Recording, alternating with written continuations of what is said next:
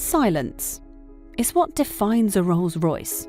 An enormous V12 quietly whirling away under the bonnet as you glide over bumps and sink into soft leather seats. There's nobody that does it better, but Rolls-Royce is now going electric, and it's promising to take luxury to an entirely different level. The result is behind these curtains. Ooh, we're about to meet the Spectre. Oh, stop it. Look at that colour. Am I allowed to touch it? I am allowed to touch it. Wow. Look at the size of this thing. Okay, let's have a proper look.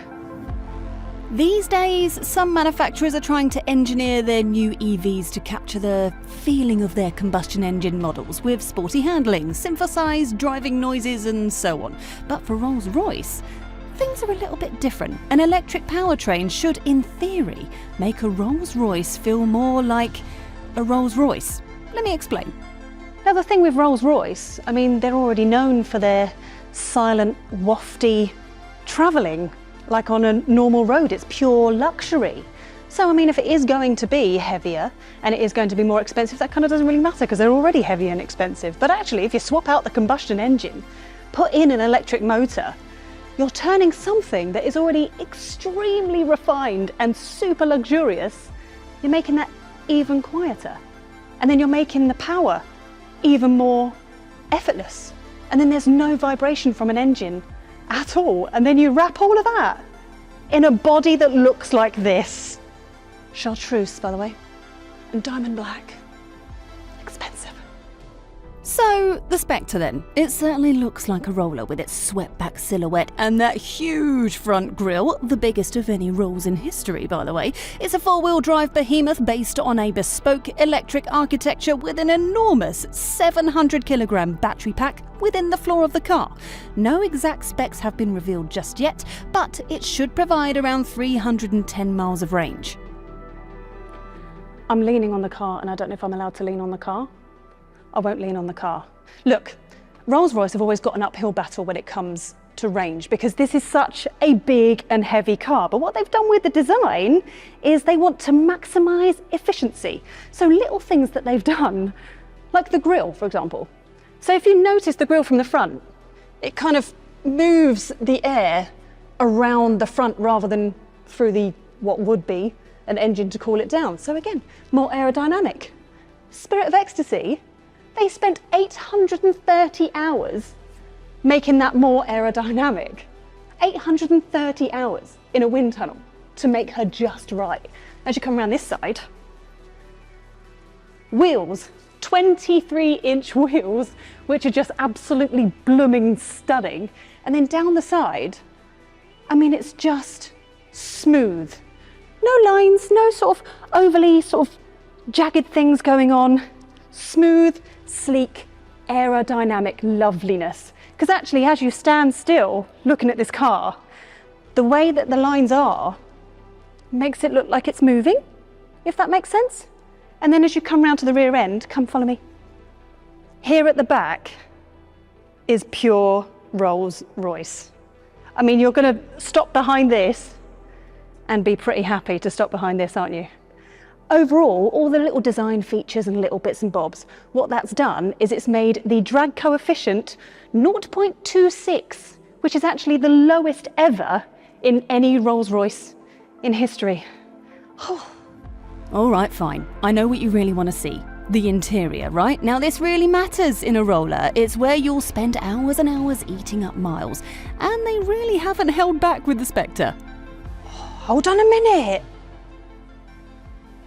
Okay, that carpet's nicer than my house.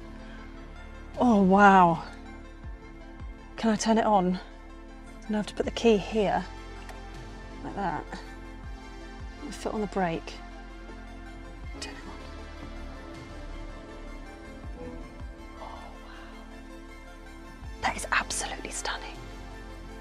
So there's little moments in here that are just utterly beautiful, like on the doors and on the ceiling. It's called starlight, so they've got 4,800 stars all dotted around the car, which is just absolutely beautiful, and it makes it very, very peaceful in here, I'm not going to lie. Then you've got the screen over on the passenger side that says Spectre, which makes me think of James Bond. I'm trying not to make the James Bond reference, but I can't help it.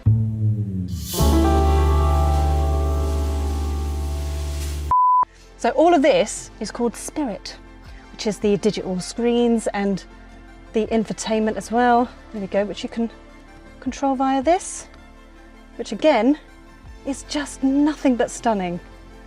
And you can smell the expensiveness in here. You really can. So what they've done is the battery is along the floor, so it's got sound deadening.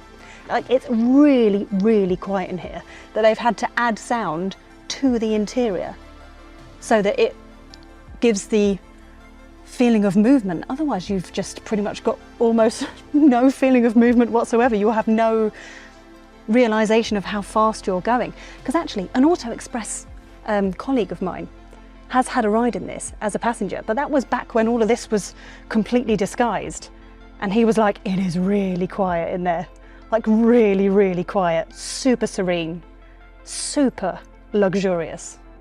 Unlike most electric cars, Rolls-Royce doesn't allow you to adjust the Spectre's brake regen settings for yourself.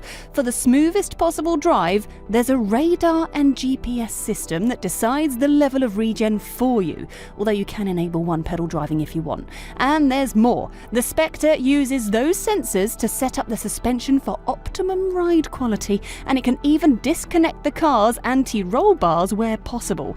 That should make it even more serene while being driven around. Oh, speaking of which. Welcome to the rear seats. Oh, what's that? I've left the door open. Don't worry, because there's actually a little lever here that shuts the door. Look at that. It is amazing. Back here, do you know what I think it is? I think it's the lights up above that makes everything in here sparkle. Like, so somewhere where I'm sat, the vents and all the little sort of chrome bits and bobs are all sparkling, and I feel really wealthy right now, even though I'm not. It's quite lovely back here. I mean, you've got like a couple of cup holders, you can control the heating, you've got heated seats. That's nice, isn't it? That's really satisfying. You know I love a satisfying thing.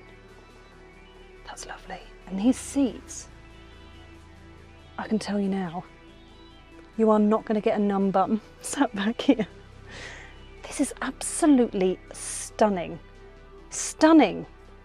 So it has a coupe body, same as the Wraith, but it's actually bigger, it's roomier in here. Because even though it is a coupe, I mean, I've got so much legroom and so much headroom. It doesn't feel like a small coupe. It's a big car.